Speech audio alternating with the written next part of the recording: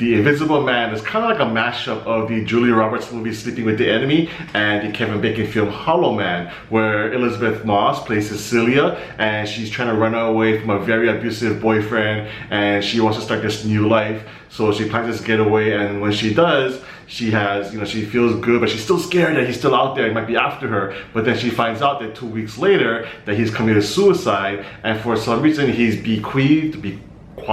willed $5 million to her. So now she has a brand new life. She doesn't have her boyfriend anymore. He's dead supposedly, and she has all this money. But then she starts to see signs in her house that she doesn't feel like she's quite alone, that she feels like somebody's watching her. And that's where the Invisible Man comes in, because the guy's not really dead. He's kind of stalking her, but now he's invisible. So that's scary as shit. So yeah, I compared this movie to Sleeping with the Enemy and Hollow Man, two movies that I actually really enjoyed back in the 90s or whenever they came out. But Invisible Man, I will say this, it's fun, but I don't think it's quite as good as I wanted it to be, or the potential was there, but didn't quite live up to that potential. First of all, Elizabeth Moss, I think she's great. I've never really seen her in anything before. I don't watch The Handmaid's Tale, and I haven't really seen her in any movies besides Us. I think was the only film I've seen her in, but she was great. I think she's in practically every scene in this film, so she really carries the film, the emotion of it, and she does a really great job. But where this film really falls short for me is in the writing and the storytelling,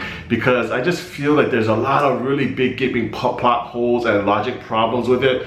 Before I even get into that, I compared the film to Sleeping with the Enemy because of the woman running away from the abusive relationship storyline, and that's where, well, I guess in tying into the story, the villain of the boyfriend, you never get to know the guy because he really is kind of invisible in the movie, because they just, in the first scene, they show him sleeping and she's running away in the middle of the night, and you don't really get to know why is she running away from him? How was he so abusive to her, and why does she feel this need to just start this new life? So if they had really kind of taken some time to explain that aspect of the story, then you could really feel for this main character a bit more and make you root for her a lot more. But just the film just kind of starts off, oh, I need to get away, and she does, and doesn't really tell you why. So it was a little lack of storytelling there, and there's some really big plot holes to me anyway as the film went out. There were some issues with logic and is this invisible guy, does he not make sound at all? Or there's another scene where she goes to a faraway location and the Invisible Man shows up right after. I'm like, wait, how did he get there and not notice this and that, and he was there earlier? So yeah, there's a lot of these types of questions. I'm like, yeah, so it just really takes you out of the movie a little bit. In terms of the effects and the thrills, that does work in the movie.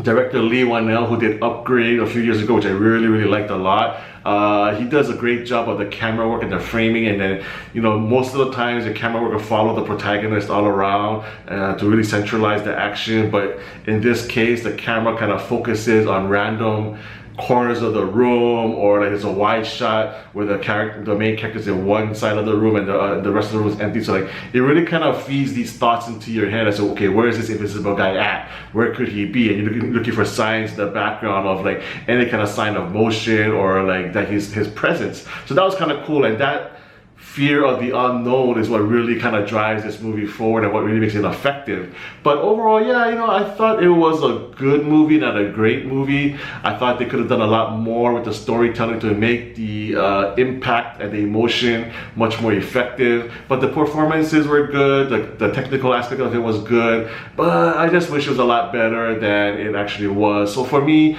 The Invisible Man gets a 6 out of 10. Thanks so much for watching my review. If you like it, please give me a thumbs up. And if you haven't done so already, please subscribe to my channel MC on Film for more reviews in the future.